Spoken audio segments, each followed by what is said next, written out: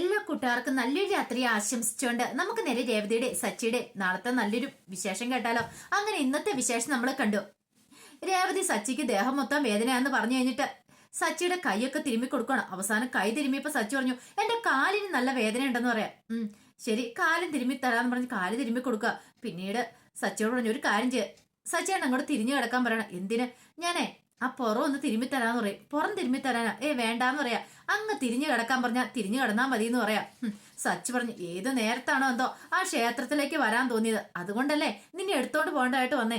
എനിക്ക് വേദന ആണ്, കിടക്കാൻ പറ്റുന്നില്ലെന്ന് പറയണ. അവസാനം രേവതി പറഞ്ഞു, ഞാനേ ഒന്ന് ചവിട്ടി തിരുമാന്ന് പറയാണ്. ചവിട്ടി തിരുമാന്? വേണ്ട വേണ്ട, ചവിട്ടി തിരുമാൻ ശരിയാവത്തില്ലെന്ന് പറയാം. എന്താ സച്ചേട്ടാ അങ്ങനെ പറഞ്ഞേ? ചവിട്ടി തിരുമാൻ ഒരു കുഴപ്പമൊന്നും ഇല്ലാന്ന് പറയാണ്. അവസാനം രേവതി എന്ത് ചെയ്യുക, സച്ചിയോട് തിരിഞ്ഞു കിടക്കാൻ പറഞ്ഞു. അങ്ങനെ പുറത്തേക്ക് കാലെടുത്ത് വെച്ചിട്ട് ഇങ്ങനെ ചവിട്ടി തിരുമ്മിക്കൊണ്ടിരിക്കുക.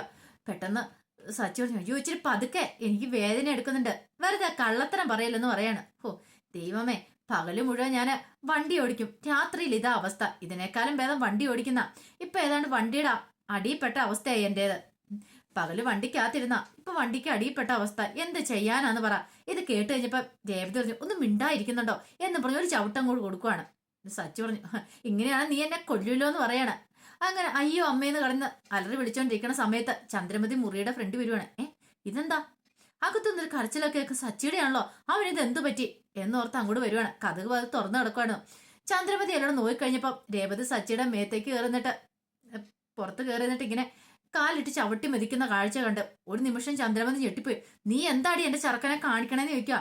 അമ്മേ ഞാന് പെട്ടെന്ന് സച്ചിക്കും എന്ത് ചെയ്യണമെന്ന് അറിയത്തില്ല. ചന്ദ്രമതി പറഞ്ഞു, നീ ആള് കൊള്ളാലോ, പകല് മുഴുവൻ നീ ഭയങ്കര മാന്യതയാണല്ലോ, രാത്രി എന്നെ ചെറുക്കനെ എടുത്തിട്ട് നീ പെരുമാറും അല്ലേന്ന് ചോദിക്കാം. പെട്ടെന്ന് രേവതി പറഞ്ഞു, അത് പിന്നെ സച്ചേട്ടന് പുറം വേദനയാന്ന് പറഞ്ഞുകൊണ്ടാന്ന് പറയാം. പുറം വേദനയാണ് ഇങ്ങനെയാണ് ചെയ്യുന്നത്, അവന്റെ പുറത്ത് കയറി നിന്ന് അവനെ ചവിട്ടി മെതിക്കുകയാണ് നീ ചെയ്യുന്നതെന്ന് ചോദിക്കുക. ഇങ്ങനെയാണ് 10 ദിവസം കൊണ്ട് നീ അവനെ കൊന്നു വെക്കില്ലോ എന്ന് പറയാണ്. ഇത് കേട്ടപ്പോ രേവതി പറഞ്ഞു, അങ്ങനെയൊന്നും ഇല്ലമ്മേന്ന് പറയാണ്. സച്ചി പറഞ്ഞു, എനിക്ക് വേദനയാന്ന് പറഞ്ഞോണ്ട് ഞാൻ അവളോടൊന്ന് തിരുമാൻ പറഞ്ഞെന്ന് പറയാം. ഇങ്ങനെ തീരുമാനം വലിയ മോശം വരത്തില്ല എന്നും പറഞ്ഞ് രേവതി ഒന്നുകൂടെ ഒന്ന് ഇരുത്തി നോക്കിയിട്ട് അങ്ങോട്ടേക്ക് പോവാം. പെട്ടെന്ന് സച്ചി പറഞ്ഞു, നീ എന്തിനെ കഥക് തുറന്ന് മലത്തിയിട്ടെ, ആ കഥ അടച്ചിടാൻ മേലായിരുന്നു ചോദിക്കുക. അത് കേട്ടപ്പം രേവതി ഓടിപ്പോയി കഥ അടയ്ക്കുക. ഇനി അടച്ചിട്ട് കാര്യമൊന്നുമില്ല, അമ്മ വന്ന് കണ്ടില്ലേ, ഇനി ഇപ്പൊ എന്തായി തീരും എങ്ങനെയായി തീരും ഒന്നും അറിയത്തില്ല. എന്നാലും അമ്മയെ പറഞ്ഞു കേട്ടത് ഓർത്തിട്ട് എന്ത്, അല്ല എന്റെ മോനെന്ന് പറഞ്ഞില്ലേ, അപ്പൊ അമ്മയ്ക്ക് എന്നോട് സ്നേഹമുണ്ട്, എന്റെ കരച്ചില് കേട്ടപ്പോ അമ്മ വന്ന് നോക്കിയത് കേട്ടോന്ന് ചോദിക്കാം. മനസ്സിലായി എന്ന് പറയും രേവതി പറഞ്ഞ് സച്ചിനെ കളിയാക്കുവാണ്. സച്ചി പറഞ്ഞൊരു കാര്യം ചെയ്യാം, ബാക്കിയും കൂടെ തിരുമാൻ പറയാണ്. ഓഹോ കൊള്ളാലോ, എന്നിട്ട് വേണം ഇനി ഞാൻ ബാക്കി ചീത്ത കേൾക്കാനായിട്ട്. ഇവിടെ കിടന്ന് തിരുമ്പോ ഇവിടെ കിടന്ന് അലറി പിടിക്കും, എന്നിട്ട് അമ്മ വന്ന് ഇനി ബാക്കി എന്നെ ചീത്ത പറയണം. വേണ്ട അതൊന്നും വേണ്ടാന്ന് പറയണം. ഈ സമയം ചന്ദ്രമതി നേരെ മുറിയിലേക്ക് ചെല്ലുവാണ്. അപ്പൊ രവീന്ദ്രൻ ചോദിച്ചു, എന്താ ചന്ദ്ര നിന്റെ മുഖം എന്താ വല്ലായിരിക്കണമെന്ന് ചോദിക്കും. എന്ത് ചെയ്യാനാന്ന് പറ, ഇവിടെ ഒരുത്തി ഇങ്ങോട്ട് വന്നു കയറി ഇവിടെ ഉള്ളതിനെ എല്ലാം കൊന്നു വെക്കുന്നാ തോന്നിയെന്ന് പറയാ. നീ എന്താ ചന്ദ്ര ഇങ്ങനെയൊക്കെ പറയണേ? 3 മക്കളെ മാത്രം ഞാൻ പ്രസവിച്ചിട്ടുള്ളൂ, അതിലിപ്പോ ഒരെണ്ണത്തിന്റെ കാര്യത്തിൽ ഏകദേശം തീരുമാനമായെന്നാ തോന്നുന്നേ. നീ ആരുടെ കാര്യം പറയണേ? ശ്രീകാന്തിന്റെ കാര്യമാണെന്ന് ചോദിക്കും. ശ്രീകാന്തിന്റെ കാര്യമൊന്നും അല്ല, പിന്നെയോ ഞാൻ സച്ചിയുടെ കാര്യം പറയണേന്ന് പറയും. സച്ചിക്ക് എന്തു പറ്റി? അവന്റെ ആണ്ടെ മുതുകത്ത് കയറിയെന്ന് അവള് ചവിട്ടി മരിക്കുന്നുണ്ടെന്ന് പറയും. മുതുകത്ത് കയറി ചവിട്ടി മരിക്കാനോ? അതെ, പുറം വേദനയാന്നാണ്ട് പറഞ്ഞു കഴിഞ്ഞപ്പോഴത്തേനും പുറത്ത് കയറി എന്നിട്ട് അവള് തിരുമ്പുമെന്ന് പറയണം. അത് ചിലപ്പോ ചവിട്ടി തിരുമ്പുന്നതായിരിക്കും, അതിനിപ്പോ എന്താ കുഴപ്പമെന്ന് ചോദിക്കും. അത് വേദന പോകാൻ വേണ്ടി അങ്ങനെ ചെയ്യുന്നതാന്ന് പറയും. ഓഹോ, വേദന പോകാൻ വേണ്ടി അങ്ങനെയാണോ ചെയ്യുന്നേ? അന്നൊരു കാര്യം ചെയ്യാ, നിങ്ങൾ അങ്ങോട്ട് കിടക്കുക, നിങ്ങളുടെ മുഖത്ത് ഞാൻ ഇങ്ങനെ ചവിട്ടി തിരുമ, നിങ്ങളുടെ വേദന അങ്ങോട്ട് പോട്ടെ എന്ന് പറയാണ്. നിങ്ങളിടയ്ക്ക് പുറം വേദനയാവെന്ന് പറയുമല്ലോ. അതെ, എനിക്കിപ്പോ സർജറി ചെയ്തിട്ടിരിക്കുമല്ലേ, അതുകൊണ്ട് ഇപ്പൊ എന്താണല്ലോ എന്നെ ചവിട്ടി തിരുമണ്ടെന്ന് പറയാ. അതെ, എന്റെ വീട്ടിലൊക്കെ പണ്ട് അവിടെ ഗ്രാമപ്രദേശമാണല്ലോ, അവിടെ ഇങ്ങനെയൊക്കെ തന്നെയാ. ഈ പുറം വേദന വന്നു കഴിയുമ്പോൾ വൈദ്യന്റെ അടുത്ത് തിരുമ്പോ വൈദ്യൻ ഇങ്ങനെ ചവിട്ടി തിരുമ്പൊക്കെ ചെയ്യുന്ന പറയും. അതവിടെ, ഇവിടെ ഇങ്ങനെ വേണ്ടാന്ന് പറയാ. ഇത് കേട്ടത് രവീന്ദ്രൻ പറഞ്ഞു, നീ എന്തിനാ അവരുടെ കാര്യത്തിൽ ഇടപെടാൻ പോന്നേ? അവര് ഭാര്യയും ഭർത്താവും എന്തേലും ചെയ്തോട്ടെ, നീ അതിനകത്ത് തലയിടാൻ പോണ്ട വല്ല കാര്യമുണ്ടോ? നിന്നോട് വല്ല പരാതിയായിട്ട് അവരാരെങ്കിലും വന്നോന്ന് ചോദിക്കും. ഇല്ല, എന്നാ പിന്നെ സ്വന്തം കാര്യം നോക്കിയാ പോരെ ചന്ദ്രേ, നീ എന്തിനാ വേണ്ടാത്തടത്ത് പോയി തലയിടുന്നതെന്ന് ചോദിക്കുക. ഇത് കേട്ടൻ ചന്ദ്രബേദ് പറഞ്ഞു, ഞാൻ പറഞ്ഞ കുറ്റം, പറഞ്ഞില്ലേ കുറ്റം, ഇനി ഞാനായിട്ടൊന്നും പറയാൻ വരുന്നില്ലേ. ഇനി ഞാൻ പറഞ്ഞോണ്ട് ഇനി അതിന്റെ പേരിൽ ഇവിടെ ഒരു പ്രശ്നം ഉണ്ടാകുന്നെന്ന് പറഞ്ഞ് ചന്ദ്രമതി അങ്ങോട്ട് ദേഷ്യപ്പെട്ട് പോയി കിടക്കുവാണ്.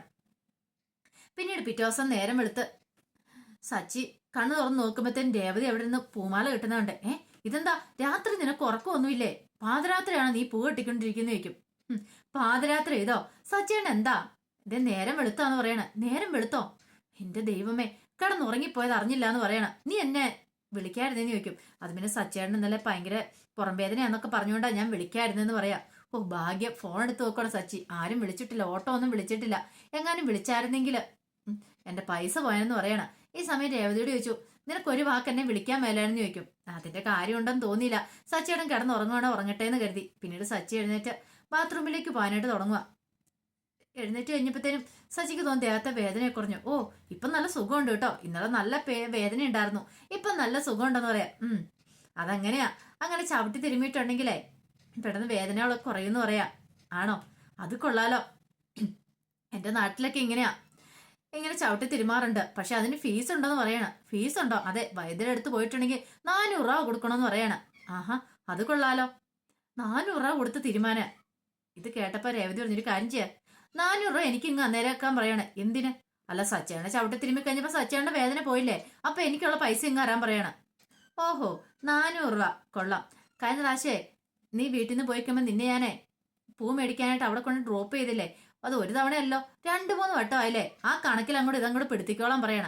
ആഹാ, അത് കൊള്ളാലോ, സച്ചിയുടെ നല്ല വർത്താനാണല്ലോ പറയുന്നേ. അങ്ങനെയാണെങ്കിലേ അടുക്കള കിടന്ന് ഞാൻ ജോലി ചെയ്യുന്നുണ്ട്, അപ്പൊ ആ ജോലിക്ക് എനിക്ക് ശമ്പളം വേണമല്ലോ, അവിടെ ഞാൻ ശമ്പളം ചോദിക്കുന്നുണ്ടോ എന്ന് ചോദിക്കാം. ഇത് കേട്ടതും സച്ചി പറഞ്ഞൊരു കാര്യം ചെയ്യാം, നീ നാളെ ഒരു അപേക്ഷ കൊണ്ടേ വെക്ക്, അടുക്കള കിടന്ന് ജോലി ചെയ്യുന്നതിന് എനിക്കൊരു ലോൺ വേണമെന്ന് പറഞ്ഞു, അങ്ങനെ എന്തെങ്കിലും ലോൺ പാസ്സാക്കി കിട്ടുവാണെങ്കിൽ നീ അത് വാങ്ങിച്ചെടുത്തോളാം പറയാണ്. ഇത് കേട്ടൻ രേവതിക്ക് ദേഷ്യം വന്നു. എന്ത് പറഞ്ഞാലും ഉണ്ട് ഒരു ന്യായം പറഞ്ഞോണ്ട്, ഇനി ഇങ്ങോട്ട് വാ വേദനയാന്ന് പറഞ്ഞോണ്ട് ഞാൻ നല്ലവണ്ണം തിരുമ്മി തരുന്നുണ്ടെന്ന് പറയാ. ഇത് കേട്ടപ്പോ സച്ചി പറഞ്ഞു, അതെ ഇനി തിരുമ്മി തരുമൊന്നും വേണ്ട, എന്റെ വേദനയൊക്കെ പോയെന്ന് പറഞ്ഞിട്ട് സച്ചി കുളിക്കാനായിട്ട് അങ്ങോട്ട് കയറി. അങ്ങനെ കുളിയെല്ലാം കഴിഞ്ഞു വന്നപ്പോ രേവതി ഫുഡുമായിട്ട് മുറിയിലേക്ക് വരുവാണ്. അപ്പൊ സച്ചി പറഞ്ഞു, അതെ സമയം പോയെന്ന് പറയണ. അതൊന്നും കുഴപ്പമില്ല, കഴിച്ചിട്ട് പോയാൽ മതി എന്ന് പറയാം. പിന്നീട് സച്ചിയുടെ കയ്യിലേക്ക് കഴിക്കാനായിട്ട് അങ്ങോട്ട് കൊടുത്തു.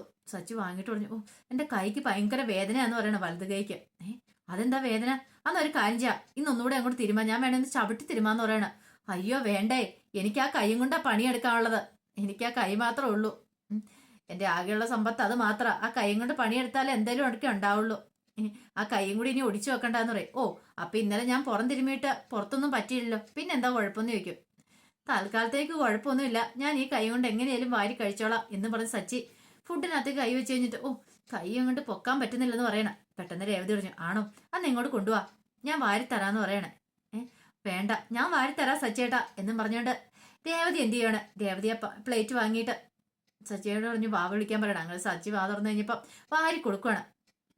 അങ്ങനെ ഫുള്ള് തീർന്നു കഴിഞ്ഞപ്പോഴത്തേനും രേവതി ഒരു കാര്യം ചെയ്യാം, ഞാൻ 2 പൂരിയും കൂടെ എടുത്തോണ്ട് വരാന്ന് പറയണ. വേണ്ട ഇത് മതി, ഇപ്പൊ തന്നെ വയറ് നിറഞ്ഞു പറയണ. അല്ല ഇന്നെന്താ നീ പൂരി ഉണ്ടാക്കാൻ കാരണം? അത് പിന്നെ കഴിഞ്ഞ ദിവസമൊക്കെ ദോശ ഇഡ്ഡലിയൊക്കെ ആയിരുന്നല്ലോ, പിന്നെ സച്ചേട്ടന് പൂരിയാണല്ലോ കൂടുതൽ ഇഷ്ടം, അതുകൊണ്ടാന്ന് പറയണം. ഓഹോ, അപ്പൊ എന്നെ മയക്കാൻ വേണ്ടിയിട്ടാണോന്ന് ചോദിക്കും. പിന്നെ അതുകൊണ്ടൊന്നുമല്ല ഞാൻ പൂരി ഉണ്ടാക്കിയത്, ഇഷ്ടമാണോ എന്ന് ഓർത്ത് ഇനിയിപ്പോ ഒരു സാധനം ഉണ്ടാക്കി കഴിയുമ്പോ ഇങ്ങനെയൊക്കെയാണ് സച്ചേട്ട പറയണേന്ന് ചോദിക്കും. എന്നാ ശരി ശരി ഞാൻ പോയിട്ട് വരട്ടെ, ടാറ്റ ബൈ ബൈ എന്ന് പറഞ്ഞോട്ടെ കൈ ഇങ്ങോട്ട് പൊക്കുവാണേ. അപ്പൊ ഈ കൈക്കല്ല സച്ചേട്ടൻ ഇത്ര സമയം വേദനയാന്ന് പറഞ്ഞ, ഇപ്പൊ ഒരു കുഴപ്പമില്ലെന്ന് പറയും. അതെന്താന്ന് അറിയത്തില്ല, പെട്ടെന്ന് എന്റെ കൈയുടെ വേദന അങ്ങോട്ട് പോയെന്ന് പറഞ്ഞ് സച്ചി ഓടി അങ്ങോട്ട് പോവാണ്. രേവതിക്ക് ചിരി വന്നു. രേവതിക്ക് മനസ്സിലായി തന്നെ ഫുഡ് വാരി കഴിക്കാൻ മടിയായിട്ട് തന്നെ കൊണ്ട് ചെയ്യിച്ചാന്നത്, താൻ വാരി കൊടുക്കാൻ വേണ്ടിട്ട് ഇറക്കിയ ട്രിക്കാന്നുള്ള കാര്യം. രേവതി ചിരിച്ചുകൊണ്ട് നേരെ അടുക്കളയിലേക്ക് പോവാ. ഈ സമയം സുധി ടെറസിന്റെ മുകളിൽ എക്സസൈസ് ചെയ്തോണ്ടിരിക്കുകയാണ്. എക്സസൈസ് ചെയ്യുന്ന സമയത്ത് സുധിയുടെ ഫോൺ ബെല്ലടിക്കുക. നോക്കിക്കഴിഞ്ഞപ്പോ ശ്രീകാന്താ വിളിക്കുന്നത്. സുധി ഫോൺ എടുത്തു. എന്താടാ ഈ നമ്പരൊക്കെ പരിചയമുണ്ടോന്ന് ചോദിക്കും. ഇത് കേട്ടപ്പോ ശ്രീകാന്ത് പറഞ്ഞു, എനിക്ക് പരിചയമുണ്ട്, പക്ഷെ എങ്കിൽ സുധിയേടനൊന്നും അല്ലേ പരിചയമില്ലാത്തെന്ന് ചോദിക്കും. അല്ല ഇപ്പൊ നീ വിളിച്ചെന്തിനാന്ന് ചോദിക്കും. അല്ല അത് പിന്നെ ഞാൻ വെറുതെ വിളിച്ചാന്ന് പറയും. ഇത് കേട്ടപ്പോഴും ശ്രീകാന്ത് പറഞ്ഞു, ഓ ഞാൻ കരുതി ഇനിയിപ്പൊ നീ ഞങ്ങളെയൊക്കെ മറന്നിട്ടുണ്ടായിരിക്കുന്നു. എനിക്ക് അങ്ങനെ മറക്കാൻ പറ്റുമോ? എന്റെ മനസ്സിൽ എപ്പോഴും നിങ്ങളെക്കുറിച്ചുള്ള ചിന്തകളൊക്കെ ഉള്ളെന്ന് പറയും. അതെ അതെ, പറച്ചില് മാത്രമേ നിനക്ക് അതുള്ളൂ, പക്ഷേങ്കില് സ്നേഹമൊന്നും ഇല്ലെന്ന് പറയാണ്. അതെന്താ സുധിയേട്ട അങ്ങനെ പറഞ്ഞേ? എനിക്ക് നിങ്ങളെ വെറുക്കാനും മറക്കാനും പറ്റുമോ? പിന്നെ ഒന്ന് ഞാനൊന്ന് കൂടുതൽ പറയുന്നില്ല. പിന്നെ നിനക്കൊരു സന്തോഷ വാർത്ത ഉണ്ടെന്ന് പറയണ. അതെന്താ? നിന്നെ ഇങ്ങോട്ട് വിളിച്ചോണ്ട് വരാനായിട്ട് അച്ഛൻ സമ്മതിച്ചിട്ടുണ്ടെന്ന് പറയണേ. സമ്മതിച്ചിട്ടുണ്ടോ? അതെ സമ്മതിച്ചിട്ടൊക്കെ ഉണ്ട്, പക്ഷെ ഒരു കാര്യമുണ്ട്. എന്താ? സച്ചി അതിനകത്ത് കിടി ഇടങ്കോൾ ഇട്ടിട്ടുണ്ടെന്ന് പറയണം. സച്ചിനെ ഇങ്ങോട്ട് വരണ്ടെന്നുള്ള നിലപാടില്ല. സച്ചിക്ക് ഇപ്പോഴും നിന്നോടുള്ള ദേഷ്യം മാറ്റില്ലെന്ന് പറയാ. ഇത് കേട്ടപ്പം ശ്രീകാന്ത് പറഞ്ഞു, അതിപ്പം ഞാൻ അങ്ങനെയൊക്കെ ചെയ്തുകൊണ്ടായിരിക്കും സച്ചിയാണ് എന്നോട് ദേഷ്യം എന്ന് പറയാം. അതുകൊണ്ട് തന്നെ ആയിരിക്കില്ല. പിന്നെ ഒന്നുമില്ല എന്ന് പറയണേ. എന്താ സുധിയേട്ട കാര്യം പറ. ഒന്നുമില്ല, ഇനിയിപ്പൊ എന്ത് പറയാനാ? ഇനിയിപ്പൊ ഞാൻ പറഞ്ഞാലും അച്ഛൻ നിന്നെ ഇങ്ങോട്ട് കൂട്ടിക്കൊണ്ട് വരണമെങ്കിൽ നിന്റെ വീട്ടുകാർ ഇങ്ങോട്ട് നിന്നെ കൊണ്ടുവരണം എന്നൊക്കെയാ പറഞ്ഞിരിക്കുന്നത്. അങ്ങനെ ചില ഡിമാൻഡുകളൊക്കെ അച്ഛൻ ഇറക്കിയിട്ടുണ്ടെന്ന് പറയാം. അതാ സച്ചിയും കൂടെ കൂടി ചേർന്ന് ഒപ്പിച്ച് പണിയാന്ന് പറയും. ഇത് കേട്ടപ്പോൾ ശ്രീകാന്ത് പറഞ്ഞു, സുധേട്ടൻ അറിയാലോ, എനിക്കാണെങ്കിൽ വീട്ടിൽ നിന്ന് മാറി നിന്നിട്ട് അത്ര ശീലമൊന്നും ഉള്ളതല്ല. എന്ത് ചെയ്യാൻ പറ്റും? ഓരോ നിമിഷം വീട്ടുകാരെ കുറിച്ചുള്ള ചിന്തയാ എനിക്ക് അങ്ങോട്ട് വരണമെന്നുണ്ട്. ആരും ഇല്ലാത്തോണ്ട് ഒരു വിഷമം ഉണ്ടെന്ന് പറയാം. പിന്നെ നിനക്ക് നിന്റെ ഭാര്യയ്ക്ക് നല്ല സുഖമായിട്ട് കഴിയാൻ പാടില്ലെന്ന് ചോദിക്കാം. പിന്നെ ഇതൊക്കെ സുധിയേട്ടൻ പറയും. തന്നെ മാറിക്കഴിയുമ്പോഴേ അതിന്റെ വിഷമം അറിയത്തുള്ളൂ. എല്ലാവരുടെ ഒപ്പം ജീവിക്കുന്നതിന്റെ ആ സുഖം ഇങ്ങനെ മാറിക്കഴിഞ്ഞാലൊന്നും കിട്ടത്തില്ലെന്ന് പറയാം. ഇത് കേട്ടപ്പം സുധി പറഞ്ഞു, നീ അവിടെ ലൈഫ് എൻജോയ് ചെയ്യുക.